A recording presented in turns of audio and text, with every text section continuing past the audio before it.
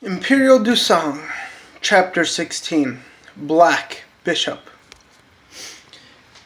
Mr. Renhurst and I take a stroll down the sprawling streets, making our way to a ferry. To get to the church, to find a fate written in blood, to create a consecration that would be blood.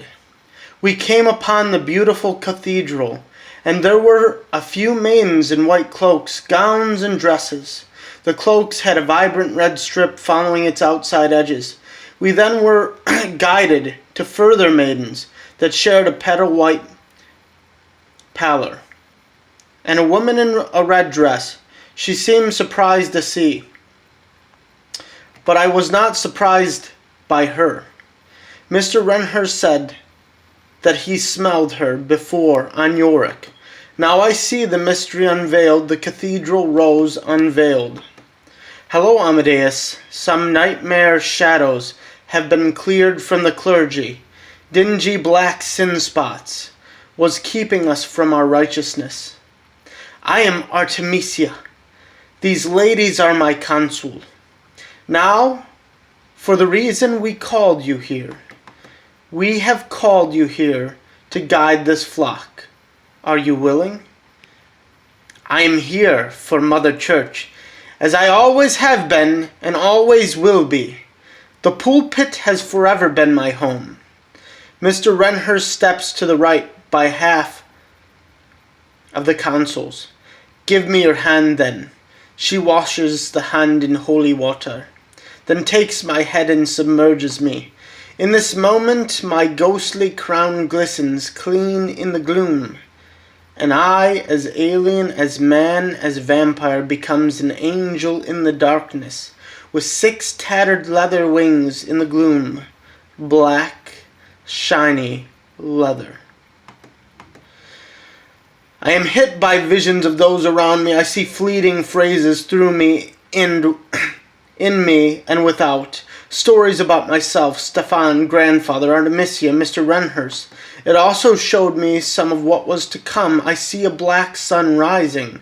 I see a planet of red dust in the distance, and I saw the scowl of the ancient vampiric wizard Julius Luna.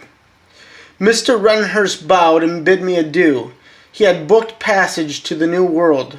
Artemisia had 2 tickets as well. In my training at the cathedral, I met 2 young twins, Joram and Vaska. They were both dressed in the smarting clothing of this time. She left me with rules for the flock and keys to the door. I would have many attendants here. I also had to train Yorick to do here what work that must be done in the day here. Time passed. I practiced my devotions and my prayers through blood, releasing blood on the altar. Within the inner sanctum, many old ways have not died within me, as they have been reborn to see the new star rising.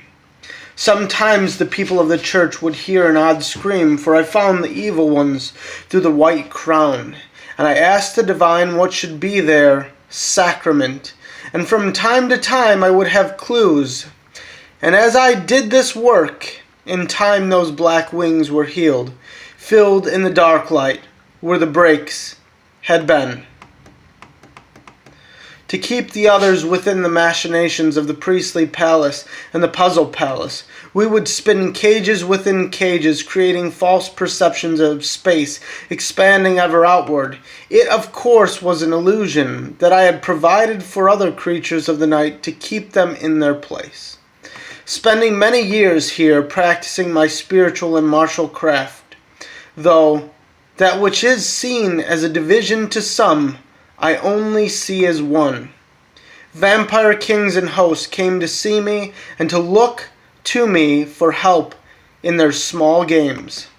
The notes upon my soul sung to me with each and every one of them, knowing what I must do. After 50 years I retired from this place. I changed Yorick's face to someone new, and we performed the rites and privileges so that he might take the floor again and do the good work. Soon after receiving a letter from Pyotr that I too should come to the New World, that there was work to be done, that Stefan needed my help to fight his nemesis, Julius Luna, I booked passage and was met by this odd fellow that had a strange manner, Rolando. To the New World we sailed, and then we met with Stefan and the small circle, and we went on a great and dangerous adventure that led the small circle to the Red Planet, to meet the vampiric magi that wanted to rewrite time. Julius Luna.